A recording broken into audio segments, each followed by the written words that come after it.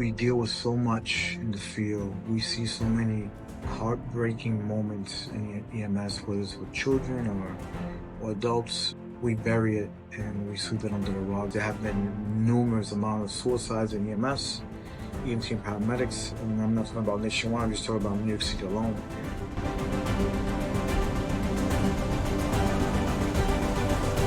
EMS people tend to work a lot, maybe way too much. Don't have a proper way to decompress from the job. Mental health is the number one issue in EMS. Teaching somebody how to do something done for so many years requires a certain skill. I often don't like to share, but they often love to ask, what's the worst thing you've seen, It's a very humble career, and it'll take you to places within the work system that you'll never learn anywhere else. I'm excited for what's going to happen in the next probably 5 or 10 years. I think BLS is going to be doing a lot more. What greater accomplishment than to save somebody's life.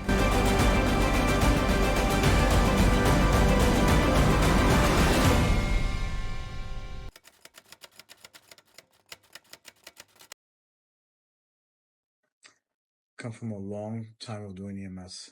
I'd say about 27 years. My background is Metropolitan Hospital, MetroCare, Regional Medical Transport, Transcare, St. Clair's Hospital, St. Vincent's Hospital, the old Roosevelt Hospital, now known as Mount Sinai West, Mount Sinai Health Systems. I'm certified as an emergency medical technician. I'm a certified lab instructor and working to become a clinical instructor coordinator, which is also known as CAC.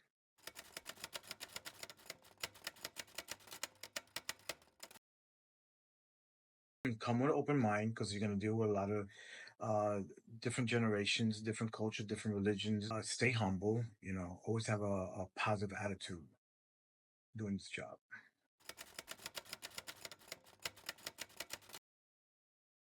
Sharing the knowledge I've had for so many years working in the streets of New York, especially Midtown, with the students, and learning, because as you teach, you force yourself to prepare yourself to teach, and in the process you're learning as well. It's very different than working the streets. When you're teaching, it's a completely different environment. Teaching somebody how to do something done for so many years requires a certain skill.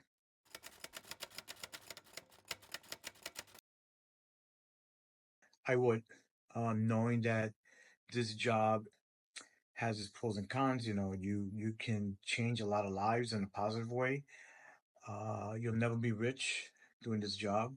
It's a very humble career, um, and it'll take you to places within the work system that you'll never learn anywhere else. So it'll teach you and show you things that doing other jobs you won't learn. It's the experience you're gonna have working on the ambulance in New York City is it's something that you have to learn on your own experience, and no other job is going to give it to you.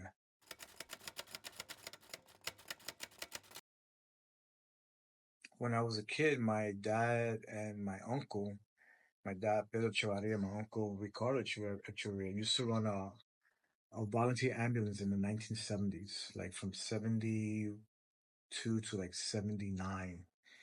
And it was called Montrose Ambulance. And I was a young kid, like maybe 6, 7 years old, and I used to help out in there and do CPR with them and answer the phones. And I was exposed to EMS at a very, very young age.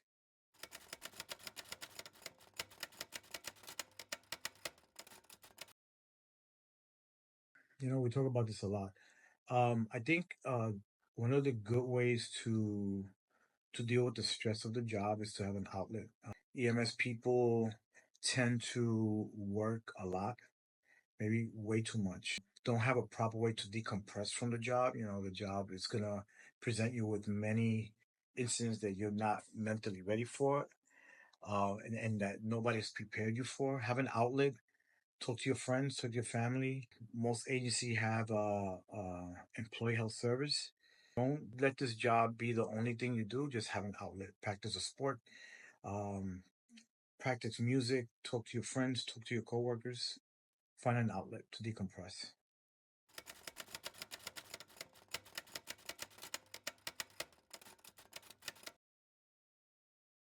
I think reading is a huge factor. Doing research of certain skills or issues you may be weak on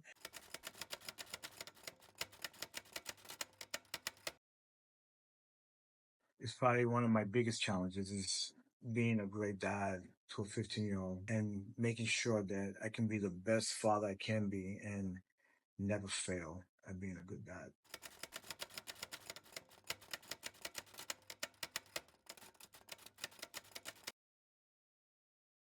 I think the students that I've met so far, and I've been only teaching under 2 years, I think the thing they appreciate the most is probably my work history, my work experience, which I often don't like to share, but they often love to ask, "What's the worst thing you've seen?" Or "What's the biggest thing you've seen?" Or so I think when I share some of the experience I first experienced throughout the years, they're pretty impressed by that.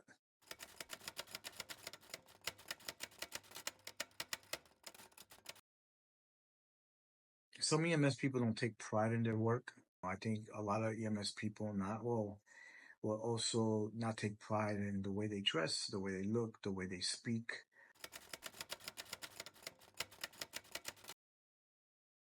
I love I love reality shows. I love playing basketball. I love playing baseball. I love playing ping pong. I love shooting pool.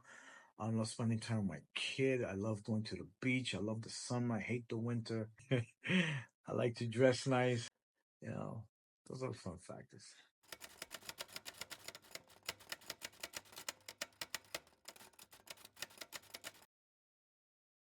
For the year and a half that I've been working here, they're very professional, very organized. The EMT students learn ALS skills, which is really important. Just today, I had a student doing a ride along with me, and he was able to place a 12 lead on a patient just doing ride alongs from school because he learned it here at BMCC. So I think that BMCC is running a great program. I'm really proud of being part of this program, and I think it's a great place for every person that wants to be an EMT or paramedic to come to BMCC.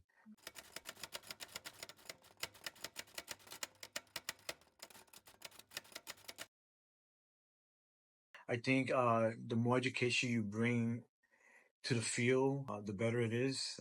It helps you also establish who you are and how to speak to patients. I think everybody should have an education, whether you're an EMT, a paramedic, or you're working at a local store. You should have an education.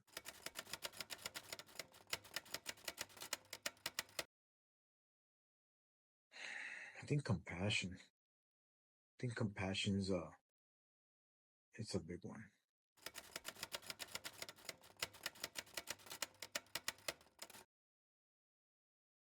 A skill that we should have. I think we should be much more advanced on airway, since everything boils down to airway, right? I think BLS should be doing IGels. I think that would be a big plus for the BLS world. And as we can tell, they keep adding different skills to the EMTs. I think IGel will be an excellent skill that should be added to any New York City 911 vehicle.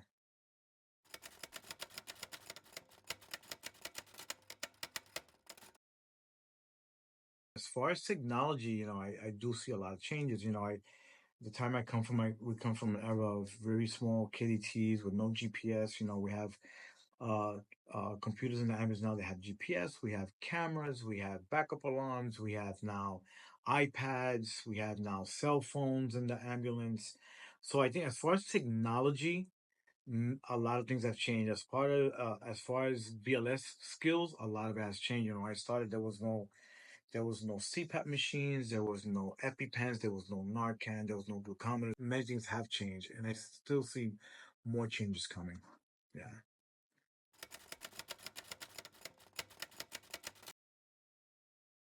Adding more skills to the BLS excites me. A lot of times, EMTs want to do more for the patient, and they feel like they can do more just because they didn't go to paramedic school.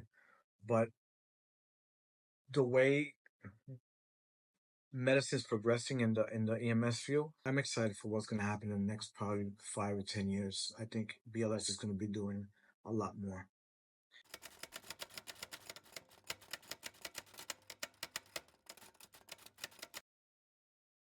I think mental health is the number one issue in EMS. We deal with so much in the field. We see so many heartbreaking moments in EMS, whether it's with children or adults, and we bury it and we sweep it under the rug, and we don't talk to professionals about it. Throughout the years, there have been numerous amount of suicides in EMS, EMT and paramedics, and I'm not talking about nationwide. I'm just talking about New York City alone. I think that's one of the biggest challenges in EMS is that we may have the resources to help EMS personnel, but I think there's this taboo of, you know, suck it up, don't express how you feel, and keep pushing forward. But in a nutshell, I think mental health is the biggest one of the biggest challenges in EMS.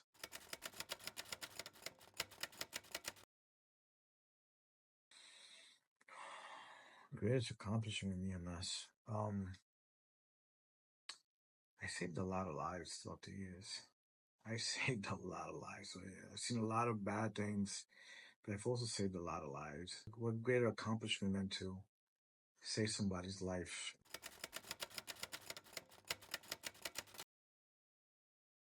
That I was a good father, a great brother, a great son, and a good coworker.